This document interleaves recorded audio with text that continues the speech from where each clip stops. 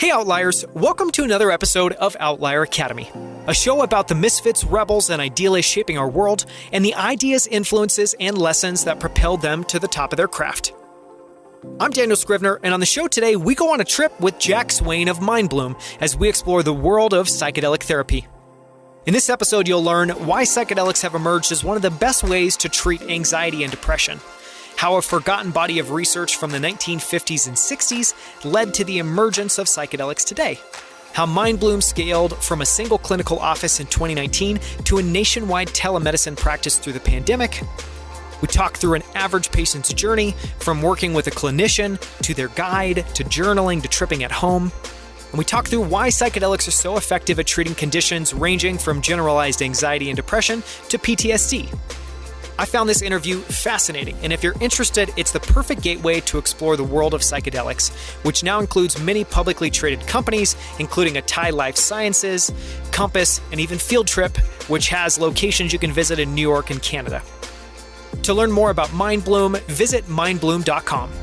You can find our show notes with our favorite quotes, links, and clips from this episode at outlieracademy.com/42. For more from us, please follow us on Twitter at Outlier Academy and subscribe to our new YouTube channel at youtube.com/Outlier Academy. There, we post some of our favorite 2 to 3 minute clips from the latest episode every week, so if you subscribe, you can get notified when those new videos drop. And with that, let's jump in with Jack Swain of Mindbloom. Jack Swain, welcome to Outlier Academy. I'm so excited to have you on the podcast. Yeah, thank you so much for having me.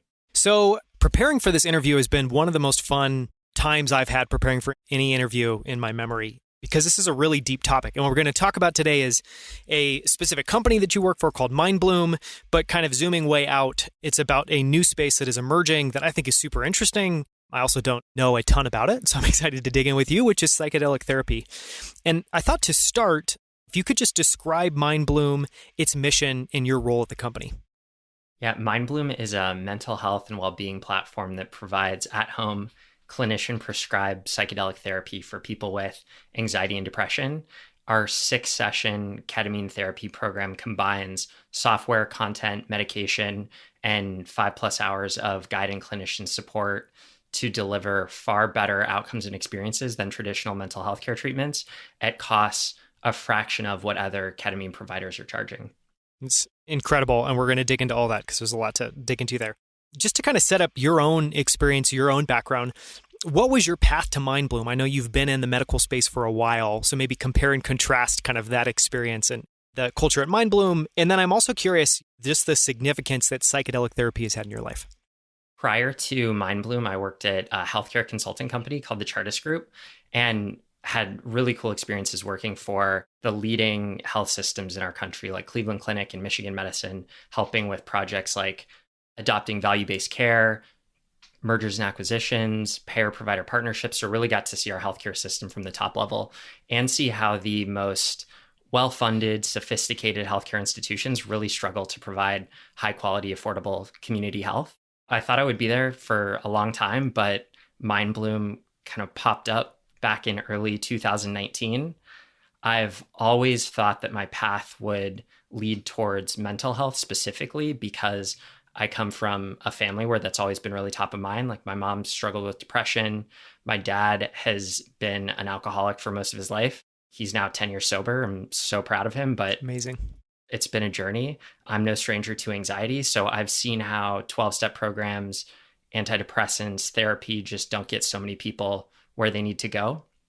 Psychedelic medicine is a whole different thing. I've had profound transformative experiences with psychedelics in the past. And so I knew anecdotally how powerful these therapies could be. And then there's been this resurgence in research in the past 10 to 20 years, kind of reproving a lot of the things that we saw back in the mid 20th century before a lot of research was shut down kind of around the time of the Vietnam War. So all of this led to one of my lifelong closest friends is our CEO, Dylan Binen. And he approached me. He was looking for a healthcare consultant, coincidentally, to help launch this psychedelic therapy company that he wanted to start called Mindbloom.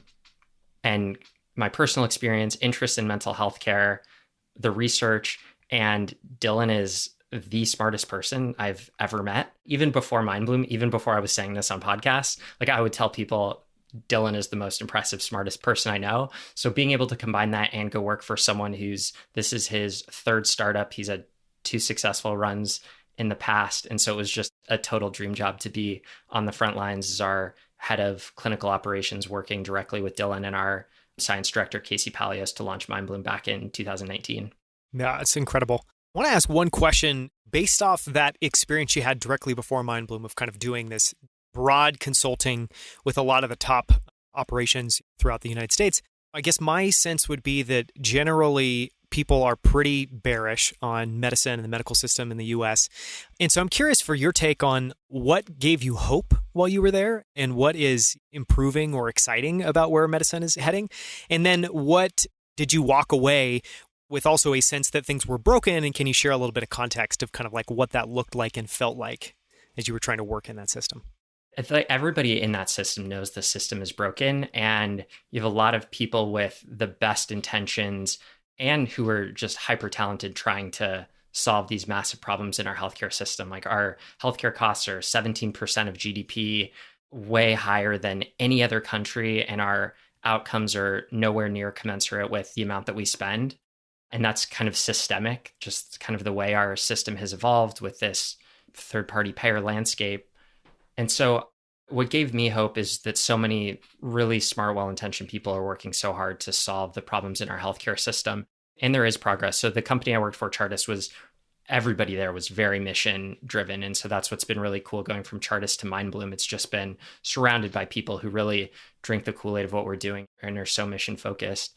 And so there is innovation in the healthcare space. There's a move towards value-based care. So our healthcare system traditionally has been fee-for-service, where you give a doctor money, they provide a service. It doesn't matter if you get better, and that helps to drive up costs and not really increase a lot of accountability. There's this move to value. We don't give government credit for innovation, but CMS, the Centers for Medicare and Medicaid, often lead the way in payer reimbursement innovation with value-based care, like bundled payments. So there is progress. And I got to work on a cool value-based care project at Cleveland Clinic in my last couple of years at Chartis. So there is hope. So it's clearly broken, and there's so much room for innovation, specifically in the mental health care space, where if you look at surgery, you might now be operated on by a robot, which is incredible. If you look at mental health care, we're still using a lot of the same tools in therapy and antidepressants that we've used for decades. It's broken, but there's definitely hope. And the research around psychedelics is just unreal. Like the potential of these medicines to completely transform the way that we provide mental health care and help people who really need big changes in their life is really exciting. Yeah. I mean, it's exciting to me too, as well, too, that it just feels like in the last few years, I think this was definitely accelerated by COVID-19 in some ways, but that mental health is now a topic that a lot of people are a lot more open about. Only in the last few years have I had discussions with some of my friends about dealing with depression, them dealing with depression, my bouts with depression. It seems like just culturally as well, too, things are evolving. Is that your sense? Yeah, absolutely. I think we're going to look back 10, 20 years from now and think it's crazy that we didn't treat mental health just like physical health. Like when you think about people started to exercise for health in like the mid 20th century, that really took off in like the 80s. And thinking about, I think for so many of us, not exercising now is just crazy. And so the fact that we're not treating our brains like we're treating our bodies, I think we're just going to feel really dumb when we look back and or like, why weren't we more open and taking time and carving out time in the day to really focus on something that's so clearly important to our happiness and effectiveness in life? We're going to spend a lot of this episode talking about Mindbloom, but something that's definitely become clear to me, the more I've talked with you, the more research I've done, is I think everyone could use a bit of foundation just to help get people from 0 to 1 in terms of the space in general. And so I wanted to start with just, you touched on it a little bit in some of the notes you made earlier, but I'd love to just stop for a second and just define what psychedelic therapy is. And then we can compare and contrast that. But maybe just start with what is it and why is it a novel or different or interesting way? Traditional healthcare or traditional mental health it's this more paternalistic model where you go to a doctor, you explain the issues you're having, they give you a pill, or they're kind of helping you work through your problems in therapy. And then you kind of go off and hope you get better. With psychedelic medicine, you're a very active participant in the treatment. And so psychedelic therapy starts with preparation. So setting intentions and really thinking about what you want to get out of treatment, having this psychedelic experience, which is both often profound and perspective shifting, but also has these great benefits to your brain of increasing BDNF, brain-derived neurotropic factor, which increases neuroplasticity, so increases your brain's ability to form and repair neurons, and also decreases function in your default mode network, which is kind of involved in kind of like your day-to-day automatic processing. And so when you have these negative thought patterns, decreasing activity in your default mode network helps you break free of those negative thought patterns and start to develop new positive thought patterns. And so you have this experience. And then after, integration is crucial to psychedelic therapy. So how do you take this experience you had and then turn it into lasting change? And so that's reflection, journaling, working with a coach or a therapist, a lot of ways that you can really start to reinforce these perspective changes and positive feedback loops that you're developing in your brain so that you can have lasting transformation and behavior change. So it sounds like, maybe just to try to repeat that back, if the old system is just trying to give you something, typically a compound you're going to take that just tries to treat the symptoms, one, you're actively engaging in this. Two, it seems to be very holistic and that it involves a lot of different things. And three, obviously, just from what you said there, everyone that's getting treatment puts a lot more effort, energy, intention into it. Yeah, that's fair. To stop for a second, too, and address maybe the cynic's point of view, I'm sure some people would maybe look at it and say, oh, well, you're just going in and you're just maybe tripping on a drug. And I think it would be helpful for a second to talk about why taking a psychedelic is so important. And just a couple things that in my own kind of research that have come up over the last few years is, and I will try to dig this up and put this in the show notes because it's a little fuzzy in my memory now, but maybe a year ago, I listened to a really great podcast with someone talking about why psychedelics are important. And their kind of reason was it has a lot to do with depatterning, where it's the first time you can kind of disassociate and you can actually maybe look at your life truly objectively. And he gave a bunch of examples about how this is found all over the place in nature, from dolphins playing with pufferfish to literally get a high and to disassociate. In this interview, he's talking about just all of what's going on in your brain. So I don't know if you can build on that, but talk about why the psychedelic part of that experience is so important and what people are really getting from that. Yeah, I think you started to summarize it well. So it is that breaking free of those old patterns and putting your brain in this really fertile neuroplastic state. And so that's just even with something like there are IV ketamine clinics, for instance, that are still often using a very medical model where you're not focusing as much on the intention and integration, but still getting the medicine. And it's still wildly effective, like 60 to 70% response rates compared to like 40% for antidepressants. But then when you're coupling it with, so there are these pharmacological benefits of the medicine on its own. And then when you take kind of that subjective experience and couple it with intention setting and integration, you're really amplifying the ability of your fertile brain to make long-lasting changes. And so without that both perspective shifting experience and just putting your brain in a great place to change are both really important to the process. Yeah, maybe another way of saying it, it's just super blunt, is if you want to change some of your patterns, you kind of have to disassociate, break those patterns, and then use some sort of a state change, I guess, to reinforce new patterns. So just at a high level, it seems to make a lot of sense. And I think it's right now, as a society, there's a stigma around altered states. I think that's changing. And there's been so much research and positive news coverage, which is really helping to break that stigma. But for so many people who have heard drugs are bad their whole life, they look at a quote unquote trip, and it's hard to see that as something that's therapeutic and not like hedonistic or recreational. Yeah, that's a good way to put it. I think it would be interesting to talk about for a second. You guys are clearly focused on anxiety and depression, and I'd love for you to maybe talk about that a little bit and why those two areas.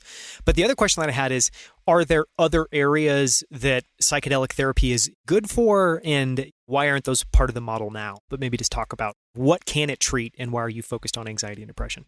We started with anxiety and depression because there's just such an epidemic of anxiety and depression hurting people's both happiness and ability to be productive and achieve what they want to in life. And then second, there's the strongest clinical literature right now for ketamine around depression and anxiety. And so we chose those two to start because we are starting an innovative company, and there are plenty of others before us who have kind of treaded the path for us to follow in treating these indications with ketamine and other psychedelics. So that's where we started. But the ability of psychedelics to treat a broad spectrum of indications is pretty remarkable. Like, there are studies that show ketamine and other psychedelics are effective for treating PTSD, OCD, substance use disorder, alcohol use disorder. Those are certainly indications that we plan to start to treat in the near future at Mindbloom as well. It's interesting. And I know today you guys are focused on ketamine, and a big part of that is that it's legal. Yeah, a huge part. Yeah, I mean, that's obviously would be important in medical practice. But I know kind of as you look down the road, there's things like MDMA and psilocybin or magic mushrooms. Maybe just talk about that, how those other two things are progressing and when people might see those things be options that they have in getting treatment. Yeah, our science director, Casey Palios, who's just his work with psychedelics in a therapeutic context at MAPS and NYU is remarkable. He's a principal investigator in the MAPS phase 3 MDMA for PTSD clinical trials. And so it looks like those are 1 to 2 years away from FDA approval, psilocybin, hopefully not too far after. And the work at MAPS showing the efficacy of MDMA for treating PTSD is just crazy effective, and really going to make a lot of positive change for a lot of people who are struggling with PTSD. And researchers at like Johns Hopkins and Imperial College of London and other places have done really great work with psilocybin and have shown really, really high percentages of people in those studies are seeing strong improvements in depression symptoms, and the durability is also remarkable. Like, some people report symptom relief for 6 months. There's also something like, I forget how high the percentage is, but a really high percentage of people report it as one of the top 5 most powerful experiences of their life. And so you have both the subjective and the clinical data to show the promise of these medicines. And so it's really exciting to see that we'll have, hopefully, in addition to ketamine, these other compounds in our toolkit in the not so distant future. Yeah, it's amazing just to see the kind of progress in the space and acceptance of it. I'm just curious for your thoughts on, why do you feel like psychedelic therapy, people seeking treatment for things like anxiety and depression, and the success you're seeing at Mindbloom, is there anything in your mind that makes it clear why we're seeing all of those things kind of converge now? Is there a cultural element? Is that kind of a medical element? Just talk about kind of the setup and why we're seeing this resurgence in just the last couple of years. And it seems like as we look forward, it's just going to continue to accelerate. I think there's a confluence of factors. There's just the mental health epidemic that's becoming more and more clear. Something like over half of the population will have mental health indication in the course of their life. Something like 60% will never get treatment, most because of cost. So you have this problem that's becoming harder and harder to ignore. COVID has certainly brought that to the forefront even more so. And then you have this resurgence of research in psychedelics that institutions like Johns Hopkins have done such a great job of kind of paving the way to show in a really clinically sound manner, and MAPS as well. Just that this isn't something that we think is true. This is something that we now have strong clinical data to show is true. There's also been great news coverage of psychedelics. There's the book, How to Change Your Mind by Michael Pollan, that so many people cite as kind of their education on the history and current state of psychedelics and their like true medical potential. So I think you have all of these different factors that are helping to reduce the stigma and lead people to want to try these as legitimate mental health treatments. And you even have institutions like the FDA that are giving breakthrough or fast track designations. So they're saying, we want to make it easier to move these through the clinical trial process as fast as we can to get them FDA approved because they show such promise clinically. And they've given these designations to psilocybin, MDMA, and ketamine. That's amazing. I want to ask one more question before we dive into kind of more in the weeds around Mindbloom in particular and the model that you guys have. And that is, I know obviously confidentiality is incredibly important, so I'm not asking for any kind of personal story, but I was wondering if you could kind of generalize a little bit and just help people understand what a traditional success story looks like. And If they're different enough, we could talk about one for anxiety versus one for depression. What are people seeing, and what are you seeing as a company that is just so impactful about the way this treatment is impacting people's lives?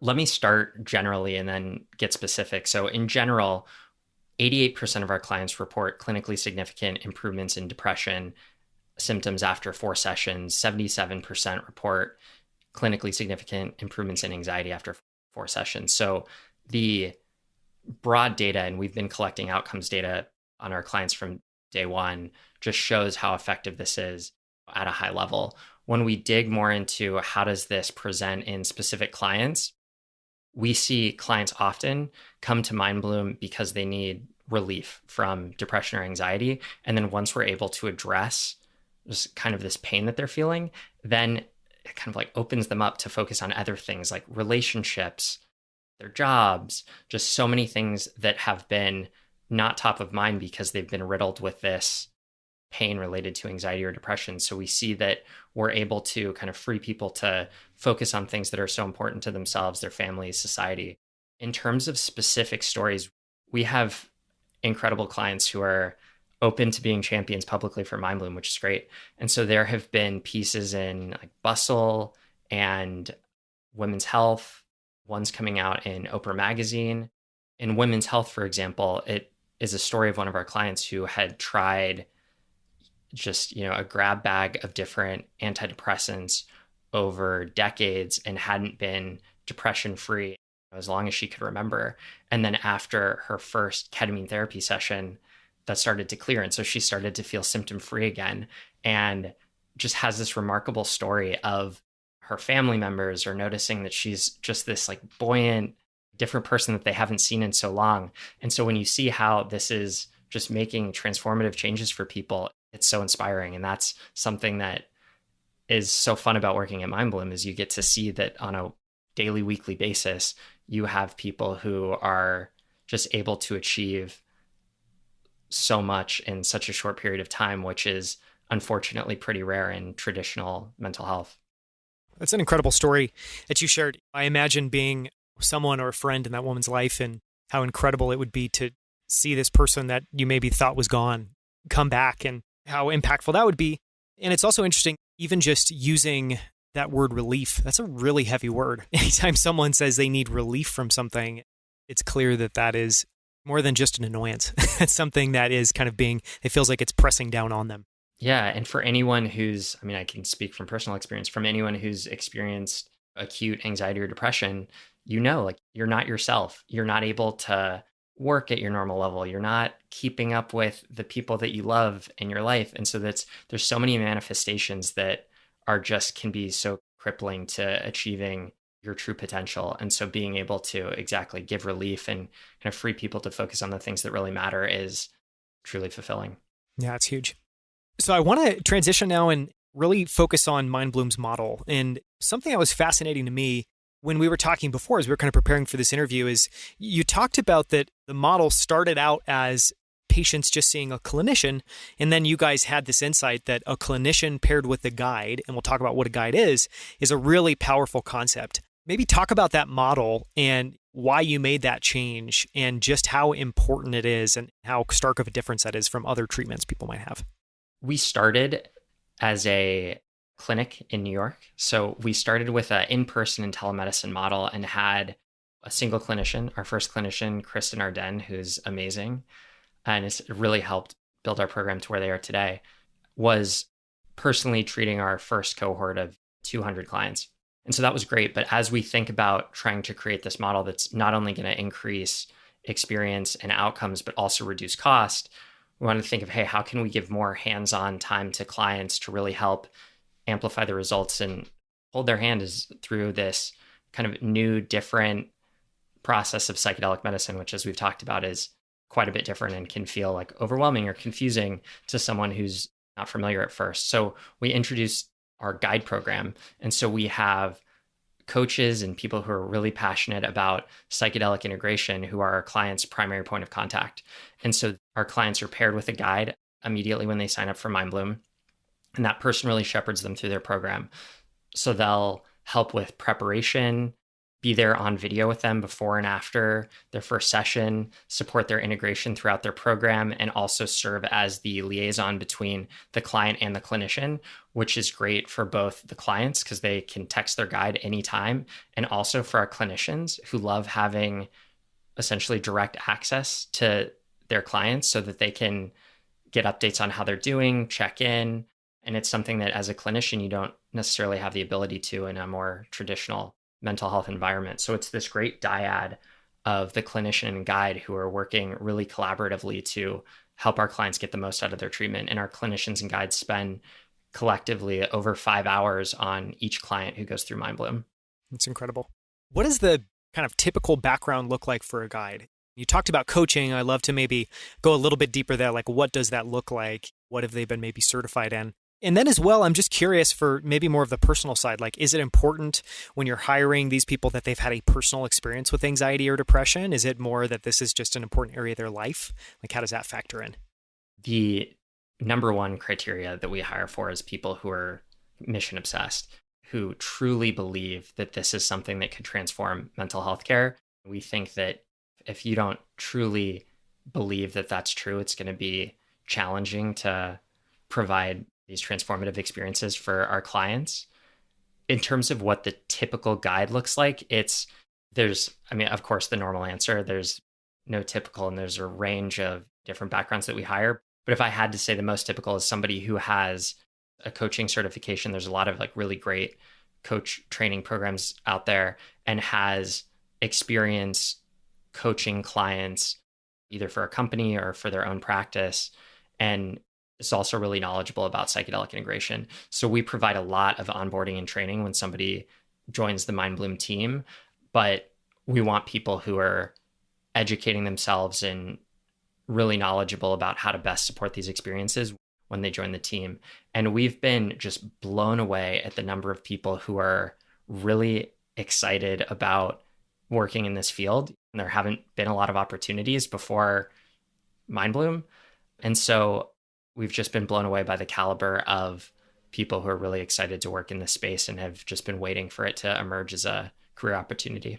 Yeah, I'm sure as a coach, the coaches that I know, they're just obsessed about people and having an impact on someone's life. And I know that oftentimes just coaching kind of outside of the context of something as profound as psychedelic therapy maybe doesn't feel as profound. It doesn't feel like you have that impact. So I imagine that being able to join Mindbloom and truly feel like each person you work with, you've been able to have a profound impact on. It's just really powerful.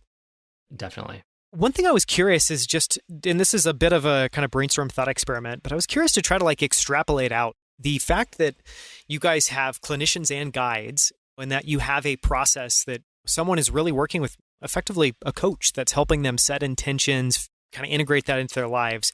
That seems really profound in medicine. And I haven't heard of that before. And I immediately think of like, why doesn't this exist in treatment for diabetes? Why doesn't this exist in treatment for obesity? It seems like in so many other areas, pairing up someone who is kind of hard focused on the medical side and someone that's focused on the kind of software in your brain, emotions, who you are side is really powerful. Is that true? Do you think there's opportunities for this model to make its way into other areas of medicine? Yeah, it is. There are a lot of companies that have really grown recently. Like if you look at Noom, they're doing health coaching, predominantly weight loss coaching, and they just had a huge IPO, and they have a few thousand coaches. And then there are other evolving like healthcare startups as well that are really relying on coaches to help clients get the most out of treatment. So I think we are seeing it emerge more and more. And it's just such an important component of, so many of these clinical models where you're trying to increase client experience and bring down costs, and working with a psychiatrist is really powerful, but it's also really expensive. And so if you can pair somebody who's still able to help create really powerful outcomes through whatever it is, whether it's psychedelic integration or supporting you through your weight loss journey, I think we're going to see more and more of this in the next few years. It seems like an incredible way to drive impactful outcomes. We've talked about this a little bit and what a patient's kind of journey looks like from initial consultation through treatment. But I want to ask one question around that, which is for anyone listening that has struggled with anxiety or depression before, or is struggling with anxiety or depression now, Something I'm interested in is just what the bar is for treatment. And we talked about this a little when we were kind of preparing for this. And I'd love it if you could maybe just set up what that is. So people, one, if it affects them, they have an idea of kind of how that might play into what they're experiencing, but also just so everyone knows generally that like there is a bar for being treated and what that bar is. Yeah, of course. So we are a medical company. So we treat people who have a diagnosis of anxiety or depression. And I think because of the stigma around mental health, there's this kind of view that if you're not like cripplingly anxious or depressed, that you don't qualify for a diagnosis of anxiety or depression. But if you're like stuck in bed, yeah, exactly. You can't get up. Yeah, which again is this just stigma that we need to break. Because if you have, like, for example, symptoms of anxiety could be just overly focused on your worries, stress, these things that I think we all go through at times that prevent us from functioning at our highest level. And so many of us are now working on through like meditation, through mindfulness, exercise, whatever it is you do to like help you cope. I know I personally had kind of confused standard workplace stress with what I now know is a diagnosable level of anxiety. And so we treat clients with mild, moderate, or severe anxiety or depression. And we provide a initial assessment on our website. So you can take a quick 4-question questionnaire to see if it's something that could potentially be a fit. And I think for a lot of people who think that you need this crippling level of anxiety or depression to be eligible for treatment, that's certainly not the case. There's a lot of in between that our clinicians have seen really great success with ketamine therapy when working with our clients. I want to talk about, and this is switching over to pretty tactical, but I want to talk a little bit about the mechanics of scaling something like Mindbloom. And you talked about at the beginning, you guys started out as an in-person clinic, obviously much harder to scale, easier to scale if you're doing something like telemedicine. But I had a couple questions around that. I know when we talked last, you guys were around 20 clinicians and 40 guides, which my sense is that's pretty significant scale, especially the number of patients you can treat with that. But how does scaling work? And I guess some of the questions I wanted to ask there, and these may be completely dumb questions, but that's part of my job, is no such thing. So things like, are there regulatory issues in terms of rolling this out? Is any of this still state by state, different regulatory environments and kind of legal environments? Like just talk a little bit about what the journey has been like scaling, what it's like scaling a telemedicine practice, and any of the kind of weird mechanics around legal regulatory issues people might not know. I could talk for the rest of this podcast and several more about the regulatory considerations of expanding a telemedicine practice. I'll spare your They're listeners. considerable, I guess. But yeah, there are states, each state has their own regulations around telemedicine prescribing, scope of practice for providers. So these are all things that we have to navigate. And fortunately, we're not the first who's had to navigate it. So we are able to learn from other companies who have like paved the way. And of course, we spend lavishly on telemedicine attorneys and have a great general counsel to help us navigate this as well. So a lot of that, once you kind of tackle that, the scaling is, I think what's really been exciting and perhaps surprising to us is how much our clinicians love this work, because I think it's a dirty secret in psychiatry that things don't work very well. Like the traditional medications don't work very well. And with antidepressants, it's 40-40. There's 40% chance that an antidepressant is going to work and 40% chance that you're going to have side effects. Terrible.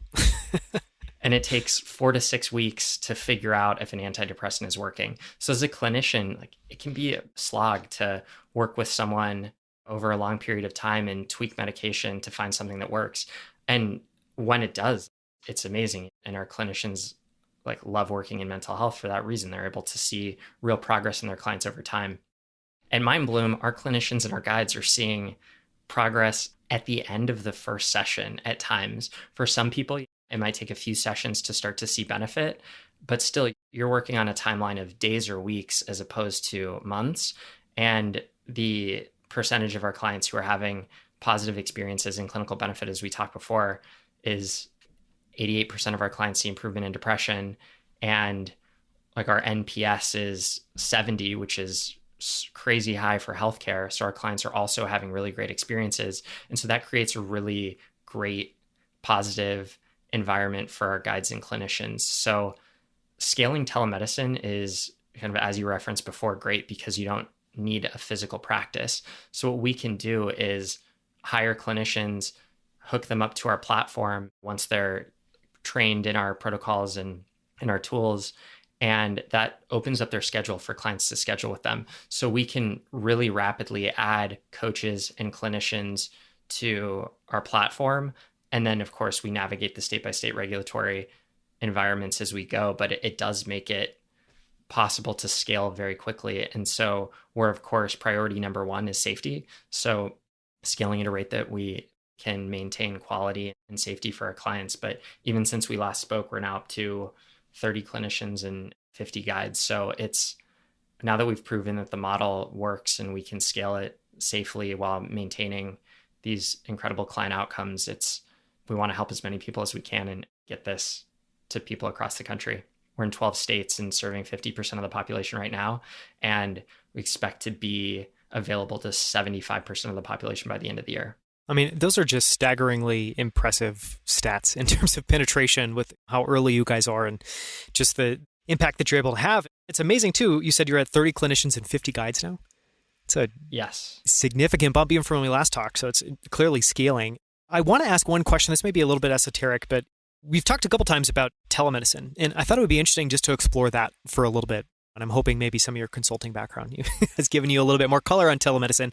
But what I wanted to ask there is, similar to kind of psychedelic therapy, that's something that I've heard of. I assume other people have heard of. People have probably even maybe had a telemedicine experience. But actually, I haven't had a telemedicine experience. I don't know many people that have. And I didn't really even hear that word. What a shame. I know. And I didn't even hear that word until really kind of 2020, which I heard that first from some of our doctors. We've got a couple kids and I was like, let's do a at-home appointment over a video call. So I'm curious, how long has telemedicine been a thing? And I guess you talked about telemedicine attorneys. I imagine that 2020, us all being stuck at home, helped move telemedicine forward. Do you see real momentum behind that now? And you think that's going to be a force that's going to have a really big impact in years to come? Absolutely. Which probably is no surprise, my answer, since I work for a telemedicine company. But I've started my consulting career in 2010 at Accenture, and we had this perk where we could use Teladoc, which was one of the early telemedicine companies. I didn't know it was even around in 2010. Yeah, wow. And nobody used it, like, except me. I was like the one person in my hotel room, like, trying to figure out how to use Teladoc to see if I could figure out like why I had this crazy cough while I was on the road. But yeah, it didn't pick up. And even when I was in business school, I was on a team for an entrepreneurship project, and we explored like launching a telemedicine company, coincidentally. And so we did like the things you do to create like your minimum viable product, and surveyed our friends and family to see if this was something they'd be into. And they were like, no. 0% response. Yeah. Why wouldn't I just Google it or go see a doctor? Like, why do I need telemedicine? And so we were like, okay, I guess this idea is busted. But that was a while ago. And now with COVID, it has, I mean, of course, just really, really pushed people towards telemedicine. And I have a former coworker who now works for a data company in healthcare and was saying that something like low single-digit percents of consults were telemedicine prior to COVID. And then it shot up to like 50, maybe 50+% were telemedicine during the peak of COVID. And that's come down, but not nearly to where it was before. So I think now that so many patients now see the benefits of telemedicine and how many things you don't actually need to be seen in person by a doctor in order to get like a really reliable clinical decision. And we've seen like providers, it's great to be a provider if you can have treatment by telemedicine because it gives you so much more flexibility instead of being tied to an office. And when you think about, we're so much more germ conscious now. So going to a doctor's office is, it can be like filthy. Like you're going around where a bunch of sick people have already been to go see if you're sick. And if you weren't, maybe you will be when you leave. And like the number of hospital acquired infections is alarming. And so when you can kind of stay in the comfort of your own home and protect yourself from germs, it seems like a no-brainer. And I'm so glad that one of the silver linings of this horrible pandemic has been an accelerated adoption of telemedicine, which has certainly been powerful for Mindbloom and our clients as well. Yeah, it's fascinating. Just to pull on a couple threads there, you talked about, and I just want to underscore it because I think it's really interesting, that obviously if the medical system is broken, if things need to be reinvented, similar to technology, we need a bunch of things that bring down the barriers to invention and innovation and disruption coming in. And a big one of those is reducing cost. And so something like telemedicine obviously allows a company like Mindbloom to start and scale with much less capital. But the other piece, and this is one I really want to talk a little bit about, is there are also, and I haven't heard anybody really have this conversation, there are also a lot of ways in which telemedicine can be profoundly better than going to the doctor's office. And one, which obviously makes a ton of sense in the context of Mindbloom, is you don't have to go have a potentially weird, uncomfortable experience in someone else's environment that's not yours. You can actually have that at home. And if you extrapolate that out, you can just be in a much more comfortable environment as you're having these consultations. At least speaking for myself, literally my least favorite place in the world is being in any sort of hospital. I just hate everything from the lighting to the way it feels. Like it's not a good place, at least not in kind of my experience. So maybe just talk a little bit about that and like the things in which people might not know or understand that telemedicine actually helps deliver a profoundly better experience. I actually like being in hospitals from my time at Chartis, but I'm probably weird. I mean, a couple of other ways where I think telemedicine is so powerful is, and we talked about this in our prior conversation, but white coat syndrome. A lot of people see doctors and their blood pressure goes up because usually when you're interacting with a doctor, it means something's wrong. So that's certainly a benefit of telemedicine. Another is access. There's a shortage of mental health care professionals. So mental health, the access problem is even higher, but it spreads across many specialties within healthcare. But if you live in a rural area or some place that's not close to a doctor's office or to a hospital, it's tough to get care. And so you may, even if you want to get psychiatric treatment, you may not be able to if you have to drive an hour and a half each way. Maybe they're not in your insurance plan, like who knows. And so when you have telemedicine, suddenly it allows anybody with an internet connection to get care. Yeah, it's profound. It obviously levels the playing field there in a pretty significant way. I want to now just get into the weeds a little bit because when we were talking before, there was just some fascinating little things that popped up that I'd love to explore to kind of round out the conversation. And one of those was you shared that back in the 1960s, there was this wave of psychedelic therapy that was happening. And this was like really important research. You can still go back and read those studies and there are really profound effects, but things just kind of stopped and that never moved forward and that wasn't accepted. Talk a little bit about the history of psychedelic therapy and kind of what a shame it is that some of this has kind of been decades in the making. Michael Pollan talks a lot about this in How to Change Your Mind, how there's no other example of research with as much promise as psychedelic medicine showed in the mid 20th century being just wiped away. And that was for cultural, political reasons. And we've been kind of in this decades dead zone of advancement in psychedelic research. And the cost to our society is so high when you consider that suicide is a top 10 leading cause of death. You have 50,000 deaths a year due to suicide, and how much more lost happiness, productivity, because people just aren't able to function at their peak, either at their job, with their family, for themselves. There's just so much lost potential by shutting down research in this space. And so it's really, really sad. And so the resurgence of this research and ability for us to show with like brain scans what's happening, again, with like BDNF and your default mode network and kind of these like leading evidence-backed hypotheses for why psychedelics are creating such transformational mental health outcomes is really exciting. And so we're back on the right path. It looks like the FDA is on board. Great institutions like MAPS, Johns Hopkins are really leading the charge. And we're really excited to play our role in the clinical delivery of these medications by increasing affordability, access, and approachability to psychedelic treatments. That's the second time you've mentioned Michael Pollan's How to Change Your Mind, and I'm guessing it might not be the last, but I wanted to ask one question around that, which is, so clearly, if anyone is interested in psychedelic therapy, they should go read this book. And it sounds like it's a fantastic kind of primer on the history of it. It's great, especially if you like Michael Pollan as an author, which, I mean, who doesn't? I know. I feel like I need to do more research, and I definitely need to read the book because I haven't gone down that particular rabbit hole. I'm curious. So obviously the note is kind of, if this is interesting to you, you should absolutely go and read that book. What are some of the surprising things, most interesting things that you came across in that book that still stick with you? Some of the research in that book, and there's the Psychedelics Explorer's Guide gets into some of the research as well, but there's just this like broad swath of research, not just for mental health indications, but also like people using psychedelics to solve problems that they were stumped on at work. And so you had these like scientists and engineers and people who have these really heady jobs who were able to just make progress after taking a psychedelic.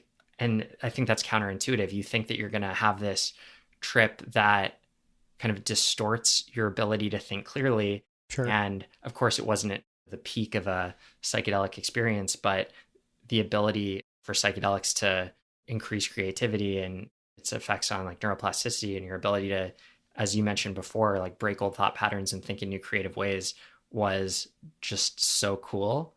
And so we're still confined as a society to using these chemicals medically. Some states are moving towards making them more broadly available.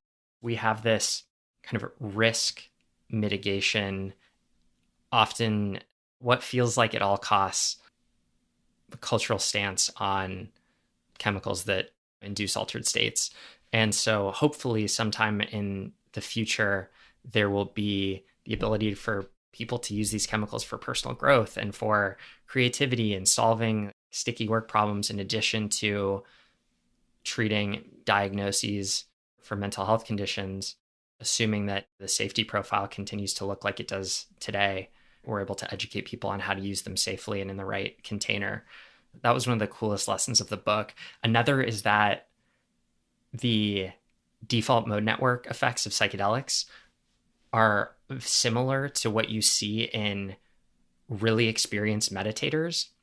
So it's just kind of turning off that part of your brain that's involved in like normal day-to-day processing and these thought patterns. There's another great book called Stealing Fire. Great book. Yeah, great. That talks about how entrepreneurs and extreme athletes have been able to use psychedelics to access flow states and enhance creativity.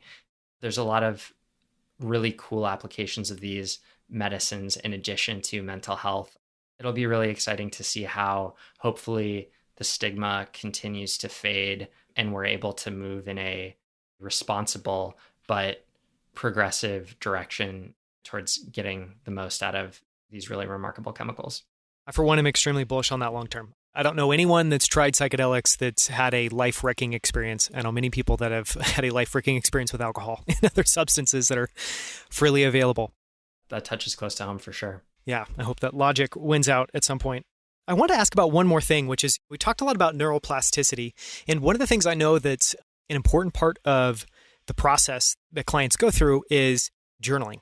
So they're journaling as they're coming out of that experience. They're journaling in the days afterwards.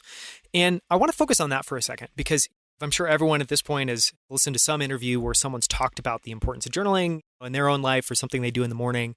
That's often just to kind of regurgitate these thoughts, just kind of dump what's in your brain, get it out on paper, and or be able to kind of use that as kind of something like therapy, where you can kind of talk to yourself, have a conversation with yourself, make some observations while you're journaling. Why is journaling an important part of your process? And what do you think is happening when someone is doing that journaling that's really helping this kind of lock into place? We have a great blog on our site on the benefits of journaling and kind of some of the science behind journaling and how it applies to psychedelic therapy. So for any interested, check it out. We'll link to that. Does a much better job than I'm about to do. But with a ketamine therapy treatment, a lot of our clients, I'm a Mindbloom client myself, so I've had this experience. You have all of these thoughts that come up during your session. And it's almost like a dream where you wake up from a dream and oftentimes you don't remember your dream, or if you don't write it down right away, it's really fleeting. And so journaling is important just to get those thoughts and insights down on paper.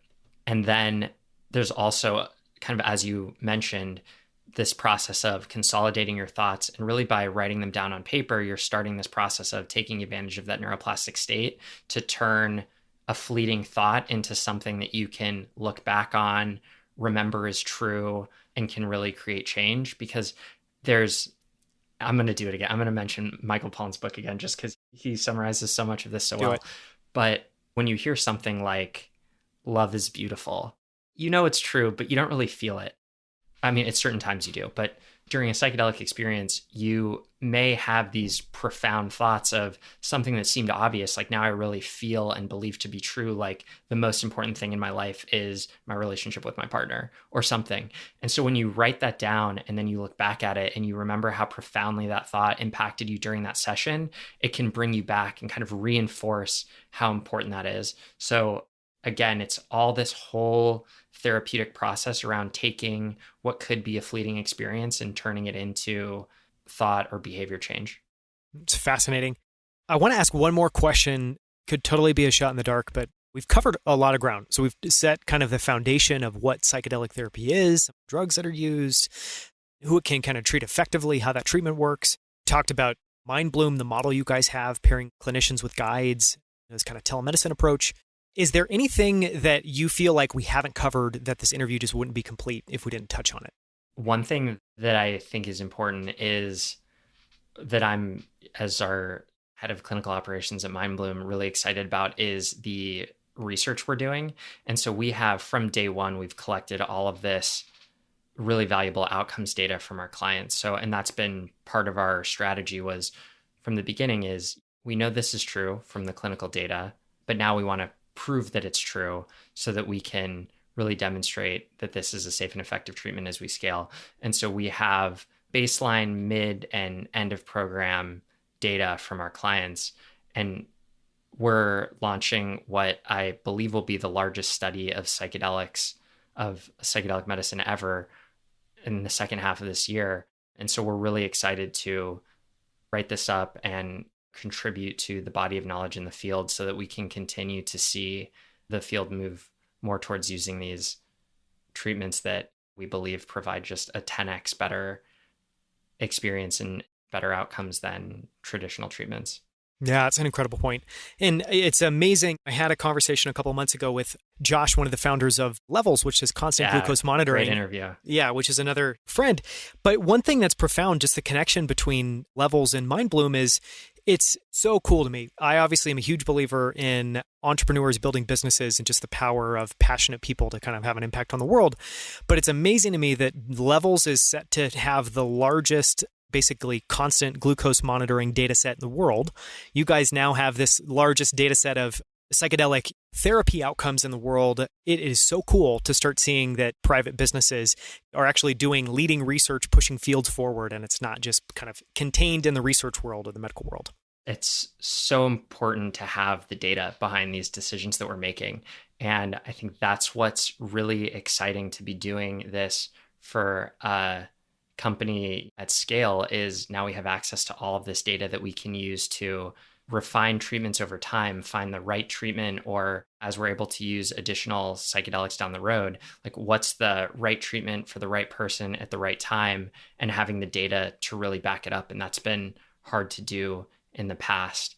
And so using a scientific method approach to really find out how we can harness what we truly believe is the remarkable power of these medicines is really exciting. That's incredible. And for anyone that's interested, people can go and visit mindbloom.com. And you talked about a quiz at the beginning. I guess just to reiterate, for anyone listening that this seems interesting, where can they go? What should they do as a kind of next step? Go to the website.